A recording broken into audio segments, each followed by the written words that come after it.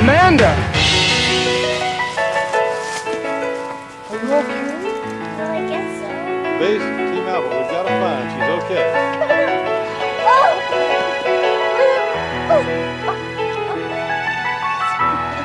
Search and rescue is just one aspect of the work of the Virginia Department of Emergency Services.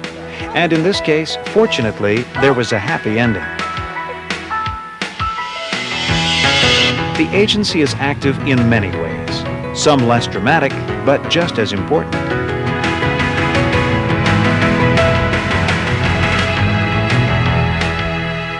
As you know, we had serious problems with shelter space during the hurricane evacuation. We simply ran out of room. Well, as we realize now, that was because the growth projections for this area exceeded the estimate. Well, what can we do to ensure that this doesn't happen next time? Well, I can arrange to have someone from the Plans Division come down and help you update your emergency operations plan. Then we can have training, set up an exercise so that you can evaluate your plan. Whether it's disaster planning, response, or recovery, the Local Affairs Division works to ensure coordination between local governments and the Virginia Department of Emergency Services. And these rocks were put in after the flood to prevent erosion around the bridge. Well, this is the last damaged repair site we need to inspect. Now we can finish your paperwork and process your reimbursement request. Local Affairs also coordinates federal programs, like emergency management assistance and disaster assistance and recovery. We've had a new school open up right over here. Can we add it to the emergency shelter list? It has a nice-sized gym. Okay, let's take a look at the kitchen facilities, because you know we need to feed as well as shelter these people. We also need to check out the security and the population density. The primary responsibility of the Plans Division is to help the state and its 138 local governments plan for response and recovery from disasters, both natural and man-made.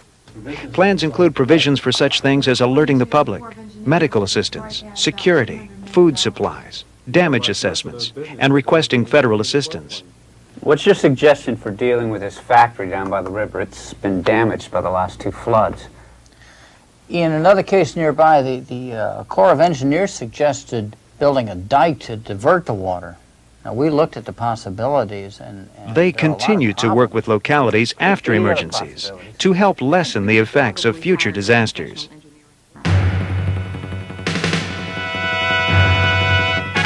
Attention, attention, this is an emergency. Please secure your homes and leave by the designated routes immediately. We're at radiological monitor point R1, and the reading is 5 millirems per hour.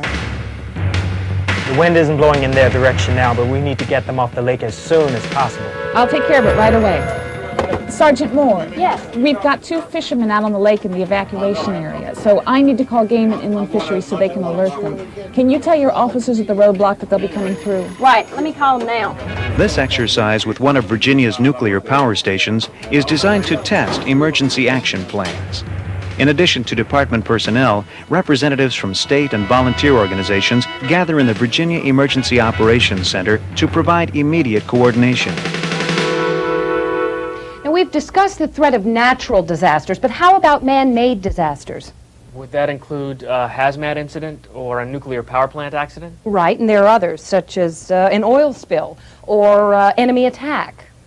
I thought attack preparedness was the responsibility of the armed forces. Military preparedness is federal, but preparedness to protect the citizens is specified in Virginia law as a state and local responsibility. Training is offered throughout the state to local governments and state agencies. Courses cover all aspects of emergencies, from management to technical training. Radio reception is weak in some parts of our county. What do we do as an alternative? The emergency broadcast system is just one method of alert. There are other options, such as sending out police cars to announce through their public address systems. What about siren systems? I know our fire stations are equipped with them. That would be a good alternative. Whatever system works in your particular area should be listed in your plan. It could be that a combination of things are required.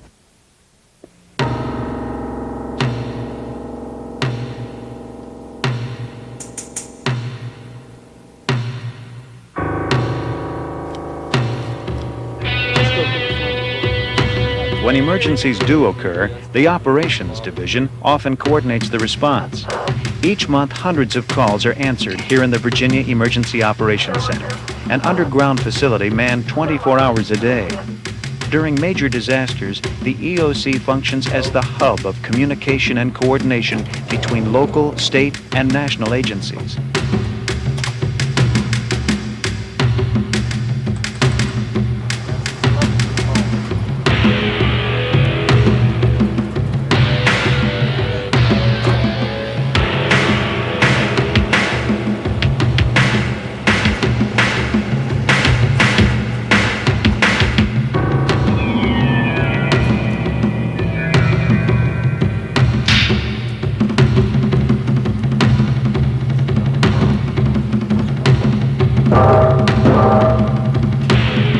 These hazardous material, or hazmat technicians, have spent more than 240 hours in special training to prepare them for incidents like this.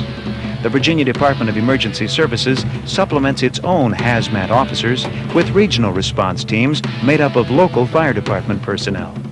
The teams operate under signed agreements. The situation is under control now. During any emergency, the department also works with media to keep the public informed of all developments.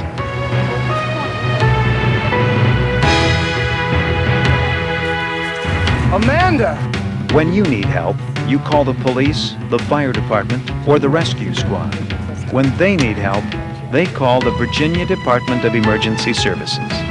You've only seen a small sample of the services the department provides, but they're ready 24 hours a day to assist local governments in every corner of the Commonwealth. Virginia Emergency Operations Center, Stewart, may I help you?